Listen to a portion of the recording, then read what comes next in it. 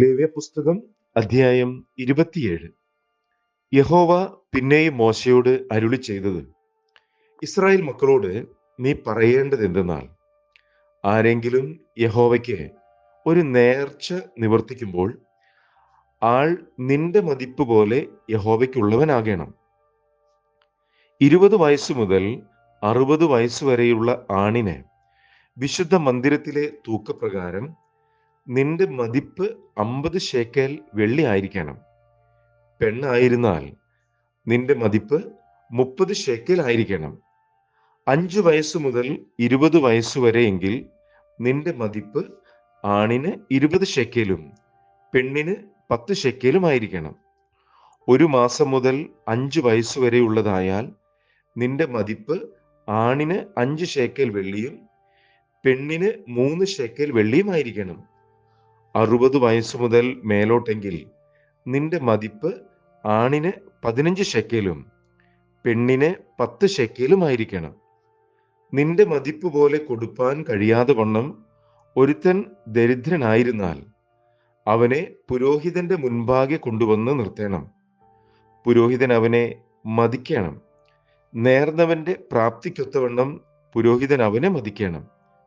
അത് യഹോവയ്ക്ക് വഴിപാട് കഴിപ്പാൻ തക്ക മൃഗമാകുന്നുവെങ്കിൽ ആ വകയിൽ നിന്ന് യഹോവയ്ക്ക് കൊടുക്കുന്നതൊക്കെയും വിശുദ്ധമായിരിക്കണം. തീയതിന് പകരം നല്ലത്, നല്ലതിന് പകരം തീയത് ഇങ്ങനെ മാറ്റുകയോ വ്യത്യാസം വരുത്തുകയോ ചെയ്യരുത്. മൃഗത്തിന് മൃഗത്തെ വെച്ചു മാറുന്നുവെങ്കിൽ അത് വെച്ചു മാറിയതും വിശുദ്ധമായിരിക്കണം. അത് യഹോവയ്ക്ക് വഴിപാട് കഴിച്ചുകൂടാത്ത അശുദ്ധ മൃഗമാകുന്നുവെങ്കിൽ ആ മൃഗത്തെ പുരോഹിതന്റെ മുൻപാകെ നിർത്തണം. ഒത്തവണ്ണം പുരോഹിതൻ അതിനെ മതിക്കണം. പുരോഹിതനായ നീ അതിനെ മതിക്കുന്നത് പോലെ തന്നെ ആയിരിക്കണം. അതിനെ വീണ്ടെടുക്കുന്നുവെങ്കിൽ നീ മതിച്ച തുകയോട് 1/5 കൂട്ടണം. ഒരുത്തൻ തൻ്റെ വീട് യഹോവയ്ക്ക് വിശുദ്ധമായിരിക്കേണ്ടതിന് വിശുദ്ധീകരിച്ചാൽ അത് നല്ലതെങ്കിലും തീയതെങ്കിലും പുരോഹിതൻ അത് മതിക്കണം. പുരോഹിതൻ മതിക്കുന്നത് പോലെ തന്നെ അത് ഇരിക്കണം.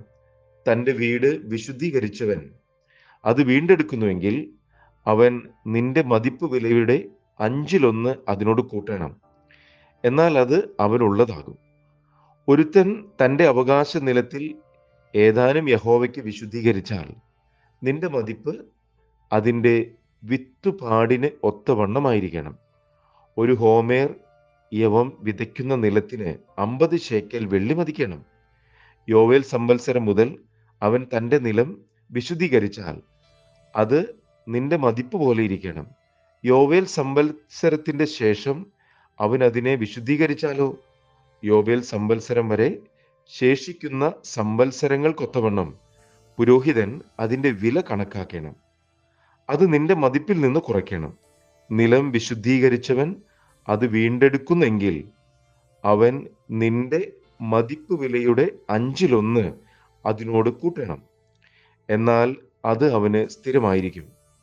അവൻ നിലം വീണ്ടെടുക്കാതെ മറ്റൊരുത്തന് വിറ്റാലോ പിന്നെ അത് വീണ്ടെടുത്തുകൂടാ. ആ നിലം യോവേൽ സംവത്സരത്തിൽ ഒഴിഞ്ഞു കൊടുക്കുമ്പോൾ ശപഥാർപ്പിത ഭൂമി പോലെ യഹോവയ്ക്ക് വിശുദ്ധമായിരിക്കണം. അതിൻ്റെ അനുഭവം പുരോഹിതനിരിക്കണം. തൻ്റെ അവകാശ നിലങ്ങളിൽ ഉൾപ്പെടാതെ സ്വയാർജിതമായുള്ള ഒരു നിലം ഒരുത്തൻ യഹോവയ്ക്ക് ശുദ്ധീകരിച്ചാൽ പുരോഹിതൻ യോവേൽ സംവത്സരം വരെ മതിപ്പ് വില കണക്കാക്കണം.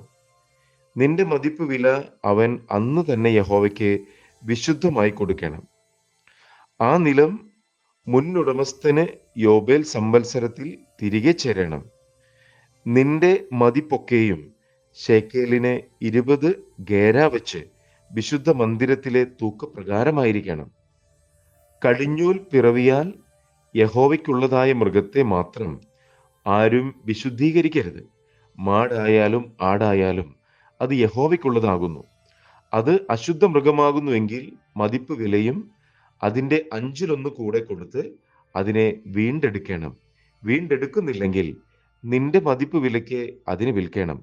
എന്നാൽ ഒരുത്തൻ തനിക്കുള്ള ആൾ, മൃഗം, അവകാശ നിലം മുതലായി യഹോവയ്ക്ക് കൊടുക്കുന്ന യാതൊരു ശപഥാർപ്പിതവും വിൽക്കയോ വീണ്ടെടുക്കുകയോ ചെയ്തുകൂടാ.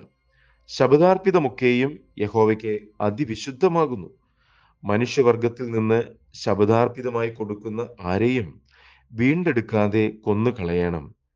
നിലത്തിലെ വിത്തിലും വൃക്ഷത്തിന്റെ ഫലത്തിലും ദേശത്തിലെ ദശാംശമൊക്കെയും യഹോവയ്ക്കുള്ളതാകുന്നു. അത് യഹോവയ്ക്ക് വിശുദ്ധം. ആരെങ്കിലും തന്റെ ദശാംശത്തിൽ ഏതാനും വീണ്ടെടുക്കുന്നുവെങ്കിൽ അതിനോട് അഞ്ചിലൊന്ന് കൂടെ ചേർത്ത് കൊടുക്കണം. മാടാകട്ടെ ആടാകട്ടെ, കോലിൻ കീഴെ കടന്നു പോകുന്ന എല്ലാറ്റിലും പത്തിലൊന്ന് യഹോവയ്ക്ക് വിശുദ്ധമായിരിക്കണം. അത് നല്ലതോ തീയതോ എന്ന് ശോധന ചെയ്യരുത്, വെച്ചു മാറുകയും അരുത്. വെച്ചു മാറുന്നുവെങ്കിൽ അതും വച്ചു മാറിയതും വിശുദ്ധമായിരിക്കണം. അവയെ വീണ്ടെടുത്തുകൂടാ.